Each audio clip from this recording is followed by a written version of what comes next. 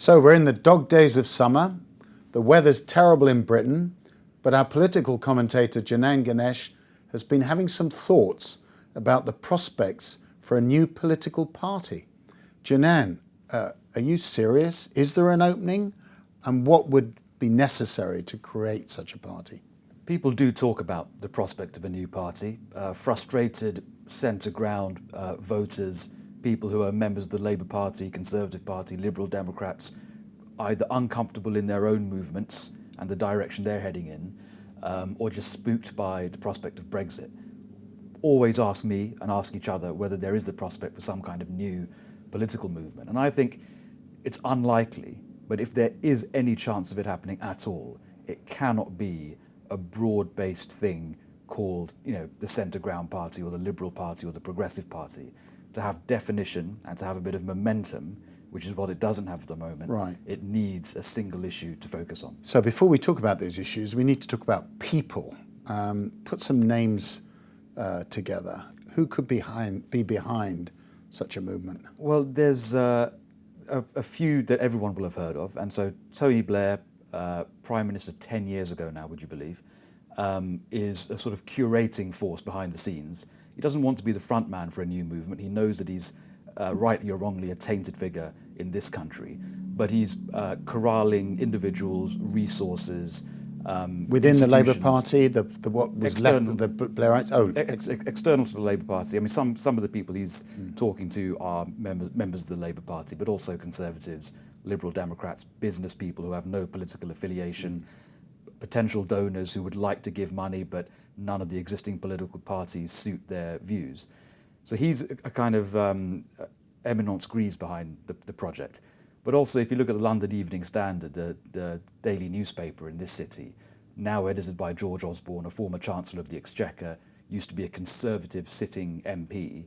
Now he's a free agent. And you can see from the editorial... Arguably the second most important person in the country when David Cameron was Prime Minister, and now a mere newspaper editor. And clearly the second most important editorial page, far behind the FT. Exactly.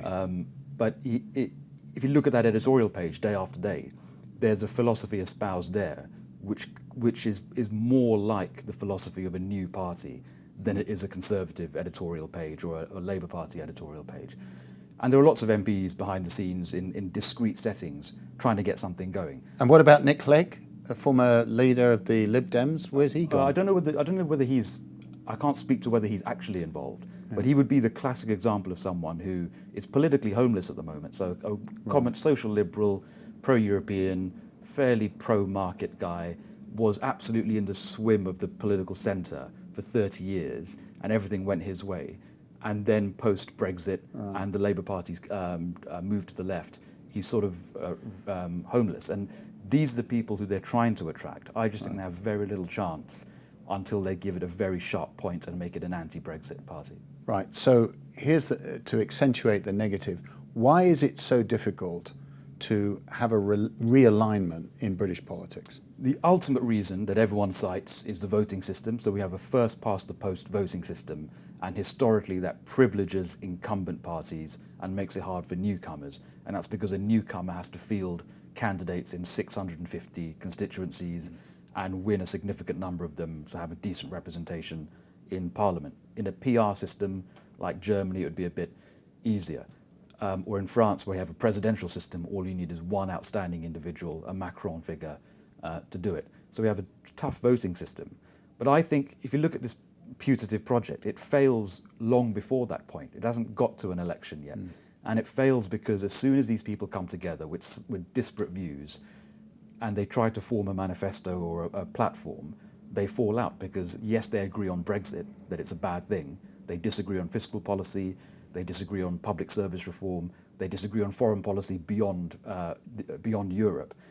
And I think the only way you form something with a bit of momentum here is to focus monomaniacally on Europe and leave all the rest to later down the line. And very briefly, stopping Brexit in its tracks, what chances would you say? 50-50? No, I think less than that, but it's a non-trivial chance. Right. And it might take the form of another referendum or a parliamentary vote in which the Parliament decides to reject the deal. but there's an absolutely non-trivial chance. Right, that and I'm going doesn't to go put ahead. you on the spot here because the Premier League is opening this season. Would you say that Arsenal have a greater chance of winning the league than actually stopping Brexit?